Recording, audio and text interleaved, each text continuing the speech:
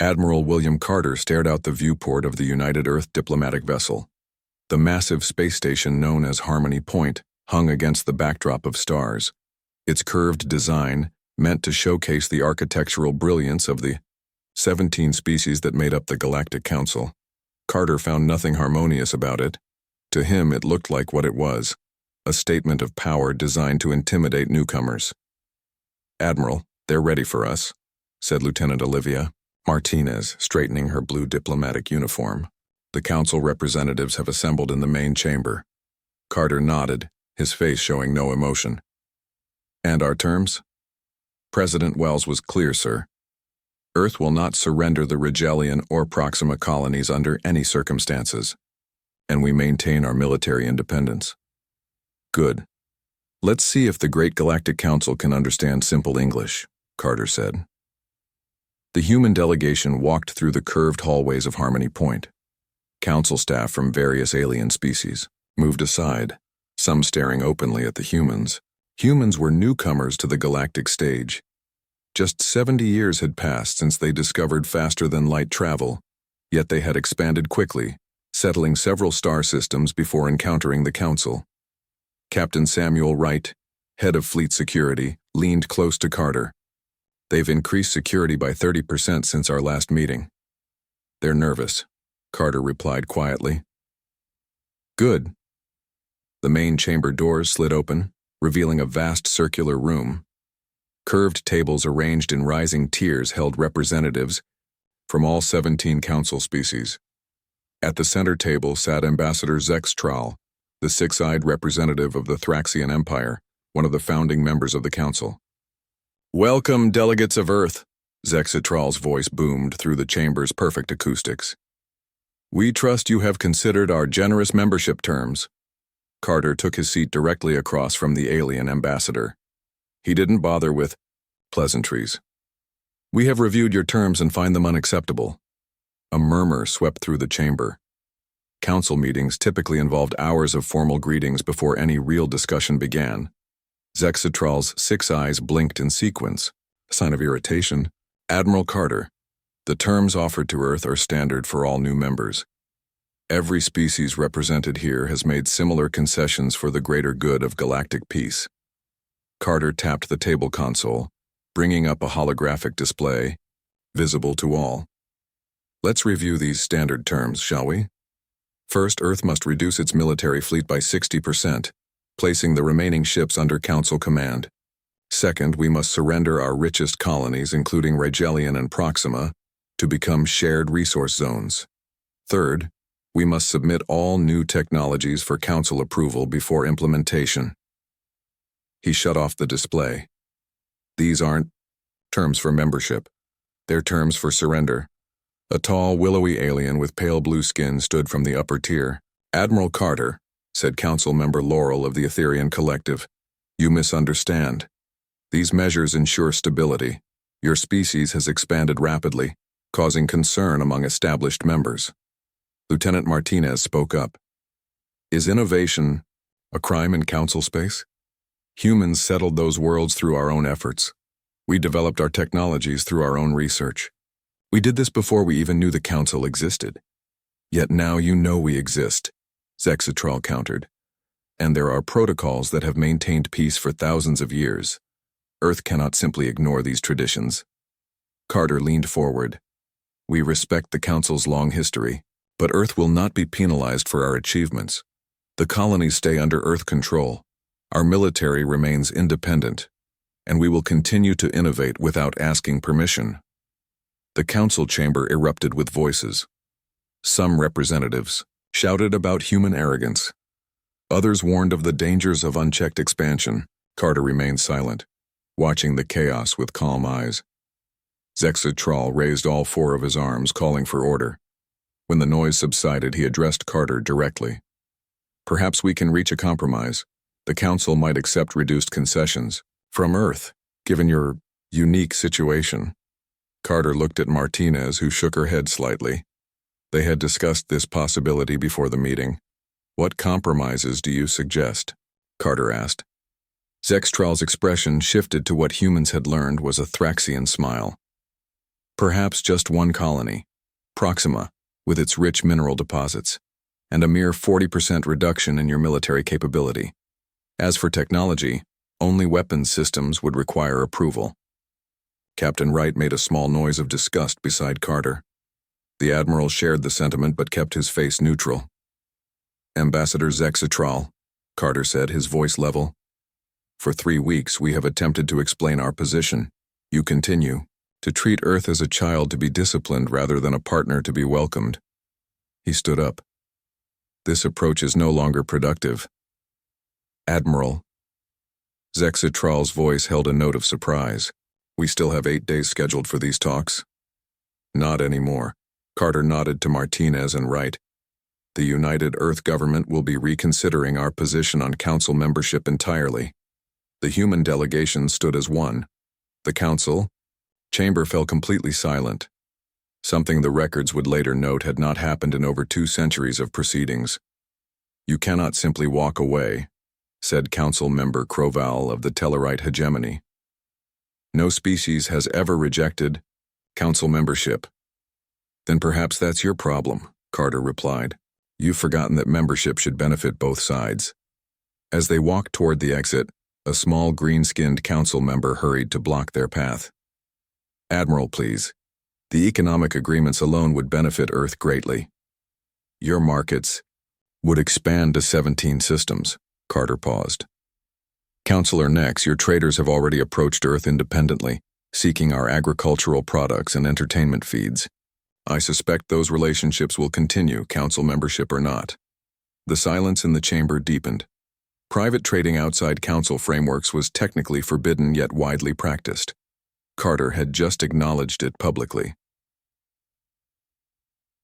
At the door, Carter turned back to the stunned gathering. Earth remains open to true partnership. When the Council is ready to discuss terms that respect our sovereignty and achievements, you know how to contact us. The human delegation departed, leaving the Council representatives in disarray. As they walked back to their ship, Martinez looked at Carter. Do you think they'll reconsider, sir? Carter shook his head. Not immediately. Their system has worked for too long, but they'll be watching us. And if they don't change their approach? Wright asked. Then humanity continues on its own path, Carter said as they boarded their vessel. We survived on Earth alone for thousands of years. I think we can manage in space without the Council's permission. As the Earth ship pulled away from Harmony Point, communications channels across the station buzzed with urgent messages. The news spread quickly to all Council worlds. For the first time in Council history, a species had walked away from membership. Talks. The humans were charting their own course among the stars, and nothing in the Council's ancient protocols had prepared them for this possibility. 3 months had passed since the human delegation left Harmony Point. The Grand Meeting Hall of Earth Defense Command headquarters in Geneva buzzed with activity. Large screens displayed maps of human space, with green dots representing colonies, and blue lines showing trade routes. The number of both had increased noticeably since the failed Council talks. General Diane Powell studied the central display with sharp eyes. At 62, she had seen Earth go from a single-planet civilization to a growing interstellar power. The decision to walk away from the Galactic Council had been risky, but the data on the screens told her it was paying off. Another iridium deposit discovered in the Centauri belt, reported Colonel Frank Miller, pointing to a flashing indicator on the map. That's the 3rd major strike this quarter. Powell nodded. How soon until mining operations begin? The survey team says 2 weeks. Without Council regulations slowing us down, we can use the new Morris extraction method. The door slid open, and President Howard Wells entered. Everyone in the room stood a little straighter. Wells had led Earth through first contact and the early years of expansion. His weathered face showed the strain of recent months, but his eyes remained sharp and determined. At ease, he said, moving to stand beside Powell. What's our status? Powell gestured to the displays. Growth across all sectors, Mr. President.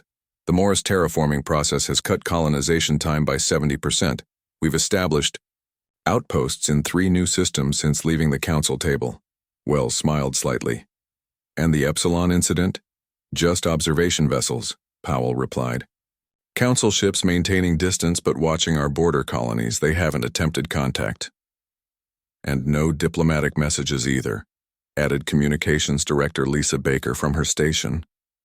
Not officially, at least. Wells raised an eyebrow. Unofficially? Baker tapped her console, bringing up a series of communication logs. We've received trade inquiries from independent merchants based in Tellarite and Etherian space. They're technically private entities, but the timing suggests their governments are looking for backdoor connections. Not surprising, Wells said. Our agricultural products and entertainment feeds were popular in Council space. How are we responding? Case-by-case basis, sir, Baker replied. We're allowing trade with private entities while making it clear these aren't official diplomatic channels. Wells nodded his approval. And our technological progress? Powell brought up another display showing various research projects. Dr. Alan Grant's team has finalized the enhanced shield design. It's ready for implementation across the fleet. Early tests show it would render most Council weapon systems obsolete. The President studied the shield specifications with interest. Have the Council spies gotten wind of this yet? We've detected increased scan attempts around our research facilities, Powell confirmed. They're curious, but our security is held. Wells was about to respond when an alert sounded. Baker quickly checked her console. Sir, we're detecting unusual activity on Council communication frequencies. Much higher volume than normal. Put it on speaker, Wells ordered. The room filled with a chaotic jumble of translated alien voices, overlapping in urgency. Market. Disruptions in the Outer Rim. Shortages reported in 3 sectors. Request emergency session to discuss trade alternatives. Baker switched off the audio. It's been like this for the past 12 hours, sir. Our analysts believe the Council economy is feeling the effects of lost human trade more severely than expected. Wells exchanged a knowing look with Powell. It seems our absence is being noticed. Should we reach out? Powell asked. Not yet, Wells replied firmly. Let them come to us. In the meantime, continue expansion and development as planned. I want every colony self-sufficient within 6 months. On the newly established colony of New Haven, Governor Joe Miller walked with Dr. Susan Morris through fields of golden wheat. The planet had been considered uninhabitable by Council standards just 8 months earlier, but Morris's revolutionary terraforming process had transformed the atmosphere in record time. The crops are exceeding expectations, Miller said, picking up a handful of rich soil. The farmers say this land is more fertile than anything on Earth, Morris nodded, her analytical mind already working on improvements. The modified bacteria are processing nutrients faster than we projected. We should accelerate the timeline for the southern continent. A small communication device on Miller's wrist beeped. Excuse me, he said, stepping away to answer the call. He returned. His expression was serious. That was Earth Command. They've detected Council observation ships in the outer system. Morris frowned. Do they pose a threat? They claim to be scientific vessels, Miller replied. But they're scanning our terraforming equipment. Let them look, Morris said with confidence. They won't understand what they're seeing anyway. Our methods are entirely different from Council protocols. Meanwhile, on Harmony Point, an emergency Council session had been called. The usually orderly chamber was in disarray as representatives argued among themselves. Council member Clovar of the Tellarite hegemony pounded his fist on the table. This situation is becoming intolerable. My outer colonies depend on human agricultural imports. They're reporting food shortages already. The humans will return when they realize the benefits of Council membership, Supreme Counselor Eridani insisted, though with less conviction than 3 months earlier. Will they? Asked Council member Jor-El of Tau Ceti. Reports indicate they've doubled their expansion rate without Council oversight. Their shield technology has advanced beyond our current capabilities. Ambassador Zextral's 6 eyes narrowed. They cannot sustain this growth. They lack the experience we have accumulated over thousands of years. Yet they terraformed the Rigelian moons in weeks, Jor-El countered. a process our engineers estimated would take decades. From his small observation booth, Earth's remaining diplomatic observer Peter Franklin watched with interest. Though Earth had withdrawn from membership talks, they maintained a minimal presence to gather intelligence. What Franklin witnessed was the beginning of fractures in the Council's unity. He made notes on his secure tablet. Tellarites desperate for agricultural trade. Tau Ceti impressed by terraforming. Growing faction favors reconsidering terms. Back on Earth, Dr. Alan Grant's team celebrated as the enhanced shield generator powered up successfully on the battlecruiser Defiant. Captain Ellen Rodriguez watched, the energy field shimmer around her vessel. Power consumption? She asked her chief engineer. 30% less than projected, he reported with a grin. We could withstand sustained fire from 3 Council warships simultaneously. Rodriguez nodded with satisfaction. Let's hope we never need to test that, but it's good to be prepared. As darkness fell over Geneva, President Wells stood alone, in his office, looking out at the lights of the ancient city. On his desk, reports showed humanity's progress since walking away from the Council table. New colonies, new technologies, new resources discovered every week. Yet he knew challenges lay ahead. The Council might be arrogant and set in their ways, but they represented thousands of years of galactic history. Sooner or later, they would respond to humanity's defiance. Wells smiled slightly.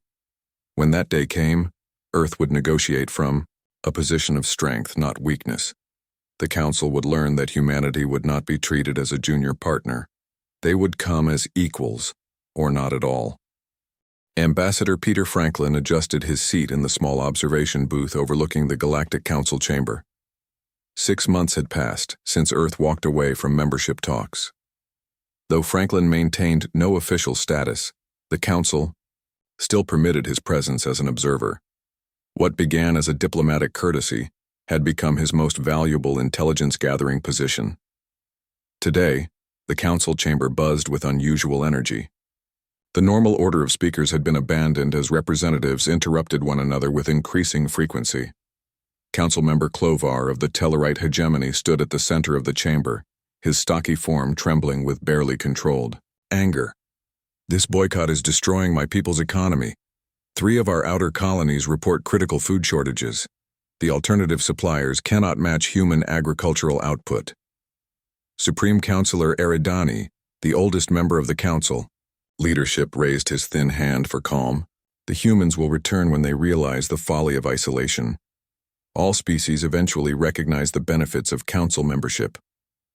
Franklin made careful notes on his tablet. The counselor's voice lacked its usual certainty. The past 6 months had not gone as the Council expected. Will they return? Asked Jor-El of Tau Ceti, rising from his seat.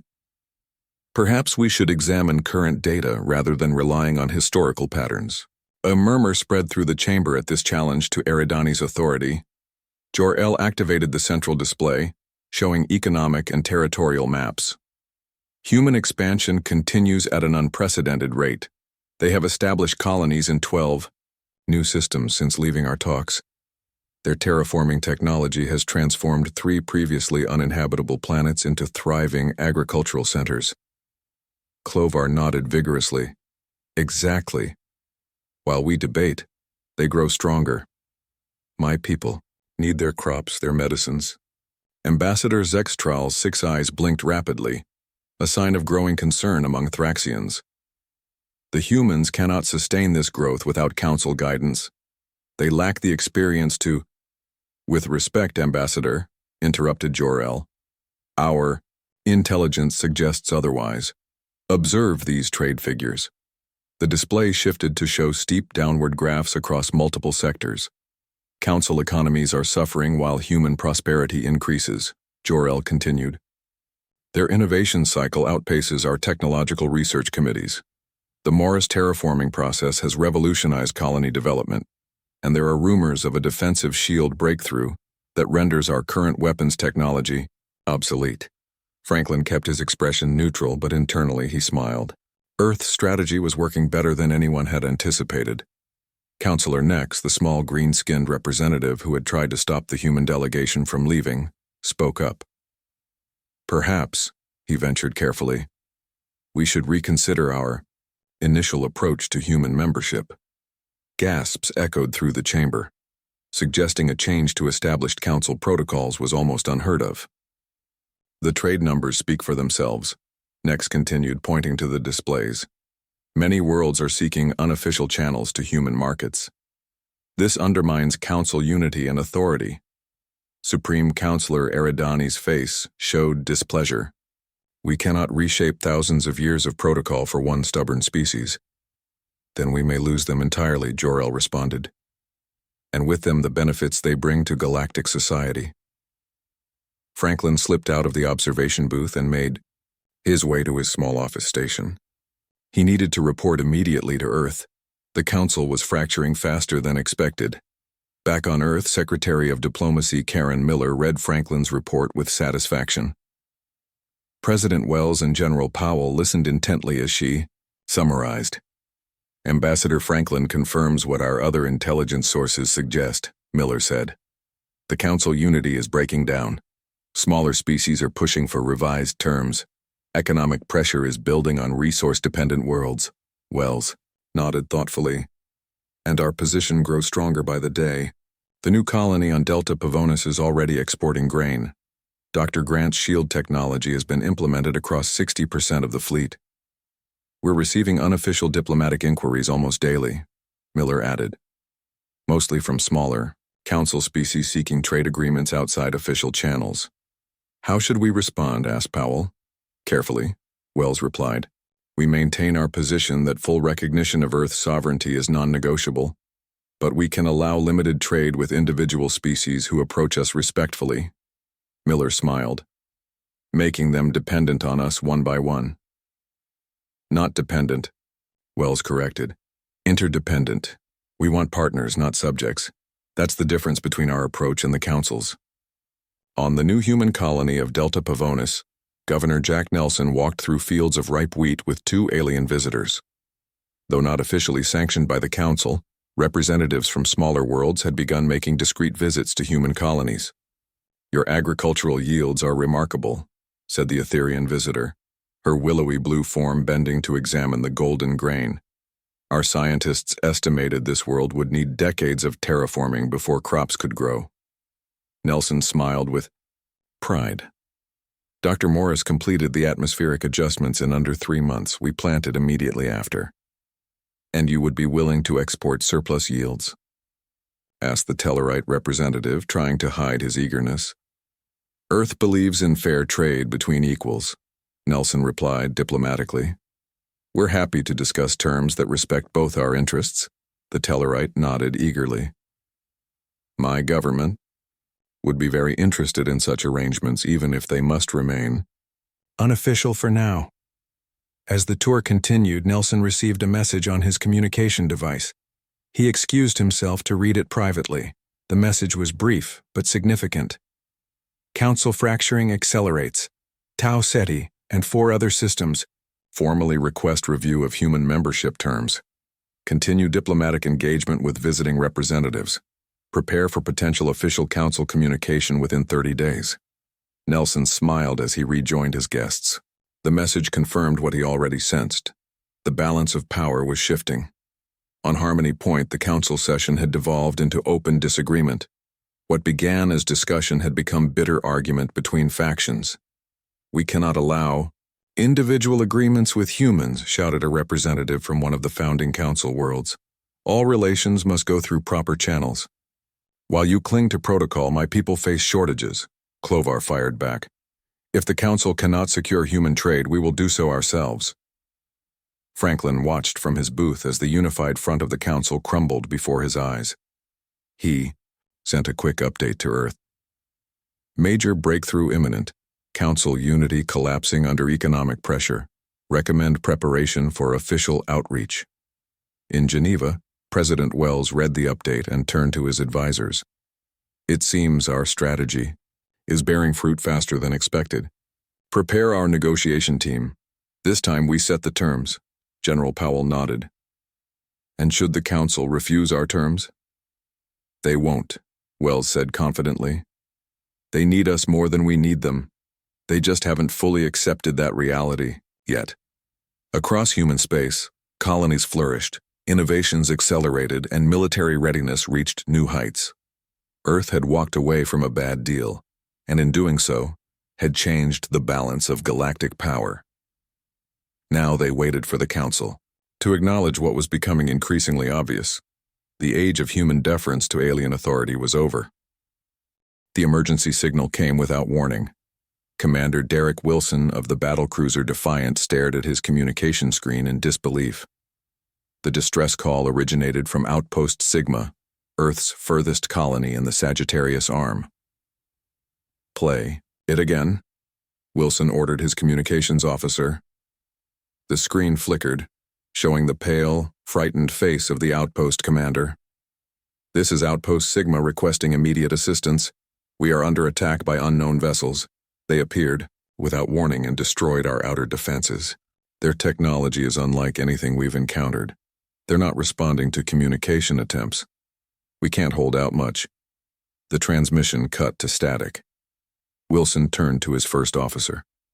"How long to reach Sigma at maximum speed?" 14 hours, sir. Set course immediately. Alert Earth Command of our response." Wilson's face was grim as he added, "And prepare all weapon systems." The news of the attack spread quickly.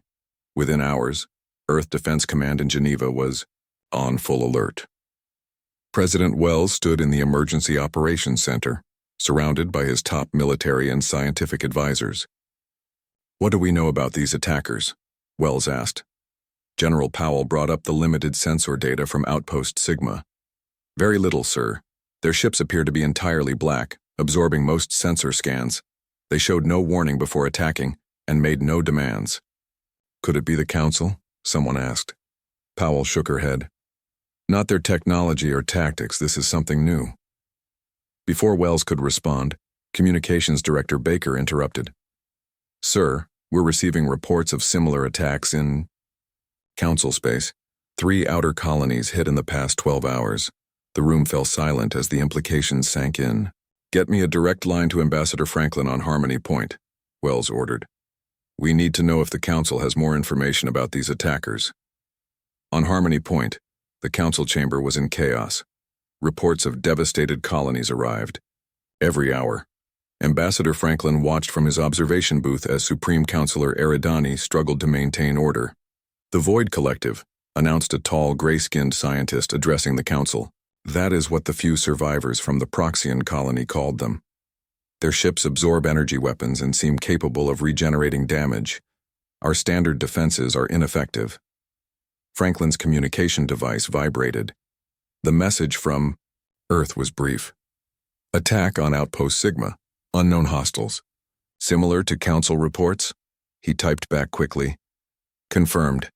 Council calling them Void Collective. Multiple colonies hit. Their defenses failing." In the chamber below, Council member Jor-El spoke urgently. "The human shield technology might be our only hope. Their defensive innovations could withstand these attacks." Supreme Counselor Eridani's expression showed conflict.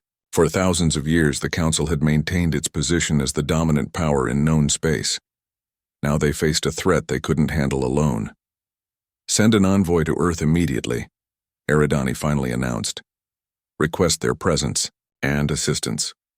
Franklin smiled slightly as he sent another message to Earth. "Council officially requesting assistance.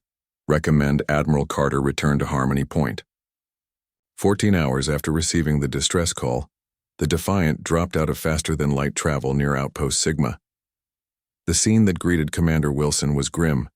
The outpost's main structures were heavily damaged.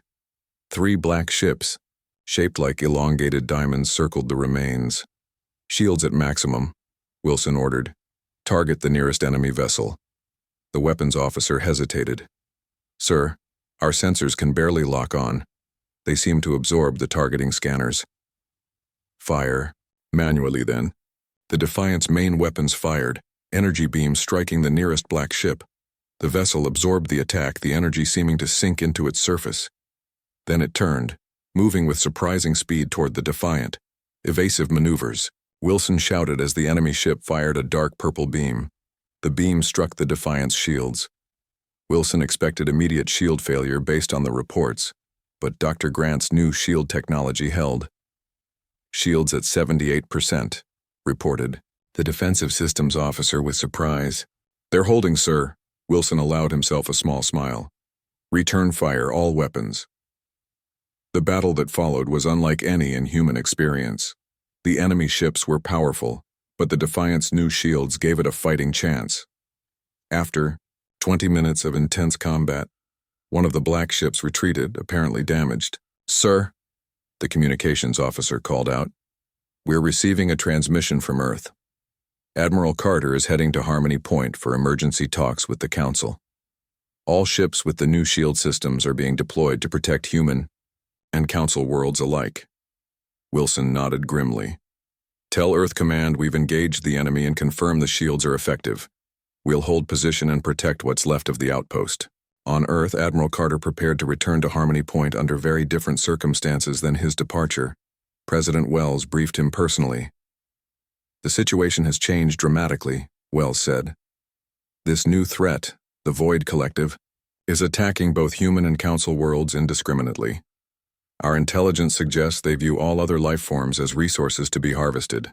Carter nodded solemnly. "And the Council has requested our help." "They have," Wells confirmed.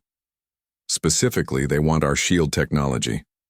Dr. Grant's innovation is the only defense that has shown any effectiveness against the Collective's weapons." "What are our terms?" Carter asked directly.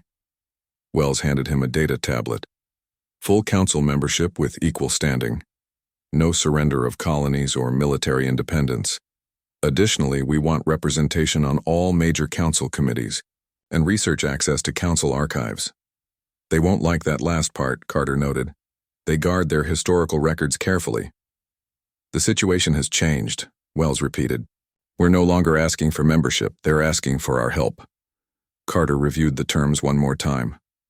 "And if they refuse?" "They won't," Wells said confidently. "But make it clear that our first priority is protecting human worlds. We'll assist Council planets only after our terms are accepted." 24 hours later, Admiral Carter walked into the Council chamber on Harmony Point. The room that once buzzed with the confidence of ancient civilizations now held representatives whose faces showed fear and desperation. Supreme Counselor Eridani stood to greet Carter personally, an unprecedented gesture. "Admiral Carter, thank you for responding to our request," Eridani said formally. "The threat faces us all," Carter replied. "Earth stands ready to assist." "We need your shield technology," Eridani stated without preamble. "The Collective breaches our defenses with ease." Carter kept his expression neutral. "And what does Earth receive in return?" "Full Council membership," Eridani offered. "Equal standing. No surrender of colonies or military independence." "A good start," Carter said, placing Wells's tablet on the center table. "But insufficient. Earth will share our technology and commit our fleet to the defense of Council worlds under these terms." As Eridani read the terms, his eyes widened slightly. "Access to the ancient archives? That has never been granted to a new species."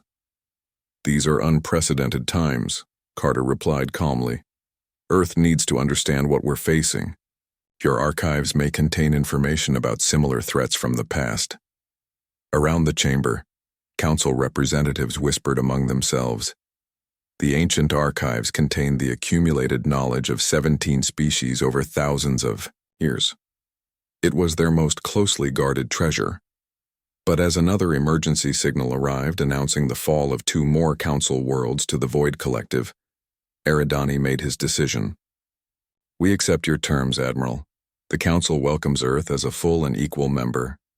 As if to emphasize the urgency, the station's alarms began to sound. On the main display, 3 black ships appeared at the edge of the system. The Void Collective had arrived at Harmony Point itself.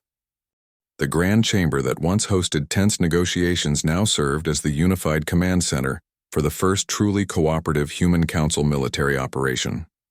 Admiral Carter stood before a massive holographic display showing the positions of all Allied ships. The combined fleet assembled near the Procyon system represented the largest armada in recorded galactic history. Shield integration complete on 70% of Council vessels, reported engineer Nancy Rodriguez, who headed the technology transfer team. Her team had worked without rest for 2 weeks, adapting Dr. Grant's shield design to the various alien ship configurations. Carter nodded with approval. And weapons coordination? All ships are linked to the Central Tactical Network, answered Captain Paul Harris. The Council fleet commanders were resistant at first, but seeing the Defiant's performance against the Void Collective changed their minds quickly. Laura Chen, newly appointed Human Council member, joined them at the command table. Just days earlier, the updated treaty had been signed, recognizing human sovereignty and granting full Council membership without the traditional probationary period. The Earth flag now hung prominently among the founding members' banners. Though the Council Science Division has finished analyzing the data from the ancient archives, Chen reported. They believe they've identified the origin of the Void Collective. Carter raised an eyebrow. That was fast.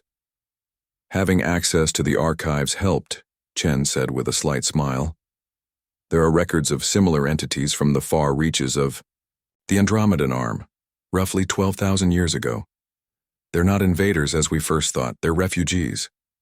Refugees? Carter looked skeptical. They've destroyed dozens of outposts without communication. According to the archives, they come from a region of space experiencing some kind of catastrophic event, possibly a chain of supernovas or worse. Their ships are designed to absorb energy because that's how they survive. They may not even recognize our colonies as inhabited by intelligent life. Supreme Counselor Eridani joined the conversation, his ancient eyes showing both weariness and newfound respect when looking at the humans. This information changes our approach. If they are indeed refugees, perhaps communication is possible. Carter considered this. Possible, but we still need to defend our worlds. They've shown no interest in dialogue so far. Which is why we need both strength and understanding, Chen suggested. We fight to protect our people, but we also try to establish contact. The tactical display flashed red, indicating incoming vessels. The Void Collective had arrived at the edge of the Procyon system, a fleet of 30 black ships moving in perfect formation. All ships to battle positions, Carter ordered. Deploy as planned, but hold fire until my command. The combined fleet moved with surprising coordination, Council and human vessels forming a defensive barrier around the inhabited planets of the system. The new shields glowed with soft blue energy as they powered to maximum. They're scanning us, reported a sensor officer, more intensely than in previous encounters. They sense the shields, Eridani observed. They haven't encountered this technology before. The Void Collective ships paused their advance, seemingly assessing the situation. Then they did something unexpected. They formed a circular pattern and ceased all scanning activity. What are they doing? Carter wondered aloud. Dr. Benjamin Ross, Earth's leading xenolinguist, studied the sensor readings carefully. This could be a neutral posture. I suggest we attempt communication now while they're not advancing. Carter nodded. Send the message package we prepared. The communication team transmitted the carefully crafted message, a series of mathematical sequences followed by simple visual representations of peaceful contact, broadcast on all frequencies and energy patterns. For long minutes, there was no response. The void ships maintained their circular formation, neither advancing nor retreating. Then suddenly one ship detached from the formation and moved slowly toward the center of the Allied fleet. They're responding, Ross said excitedly. That's a communication approach pattern similar to what we've seen in other non-humanoid species. All ships hold position, Carter ordered. No aggressive moves. The lone black ship stopped at a neutral distance. A strange energy pattern emanated from it. Not a weapon, but a signal of some kind. Ross worked frantically with his team and council, scientists, to decipher the message. It's not language as we understand it. They communicate through energy pattern modulation, but the mathematical foundation is universal. After hours of tense exchange, with both fleets hovering in uneasy proximity, Ross finally broke into a smile. We've established basic communication. They are indeed refugees from a catastrophic event in their home region. They didn't recognize our outposts as intelligent habitations. They perceived them as energy sources only. Carter exchanged looks with Eridani. Tell them we can offer assistance, but the attacks must stop. 6 months later, representatives from Earth, the Council, and even the Void Collective gathered to sign the new Galactic Charter. The Void representatives, now understood as refugees rather than invaders, appeared as swirling clouds of dark energy contained in specially designed interface chambers. President Wells stood at the podium, addressing the assembled delegates. Today marks the true beginning of galactic cooperation. Not based on tradition or dominance, but on the recognition that diversity of approach and mutual respect create strength. The Charter established new protocols for first contact, guaranteed the sovereignty of all member species, and created resource-sharing programs to help resettle the Void Collective in uninhabited systems where their energy needs could be met without harming others. As the ceremony concluded, Admiral Carter found himself standing next to Ambassador Zexatral, whose attitude had changed dramatically since their first meeting. "You knew, didn't you?" the Thraxian asked. "You knew we would eventually need you more than you needed us." Carter smiled diplomatically. "Let's just say humans have a long history of walking away from bad deals and negotiating better ones." In the newly reorganized council chamber, the human delegation no longer sat at the bottom tier reserved for junior members. Instead, they occupied seats among the founding races, their flag prominently displayed. Human innovation had already begun transforming council technology, while access to the ancient archives accelerated Earth's understanding of galactic history. Laura Chen, now serving as Earth's permanent council representative, met with Admiral Carter and President Wells after the charter signing. "The Void Settlement Program is proceeding well," she reported. "Their knowledge of energy manipulation is remarkable. Once we established proper communication, they've been eager to collaborate." Wells nodded with satisfaction. "And council relations?" "Transformed," Chen said simply.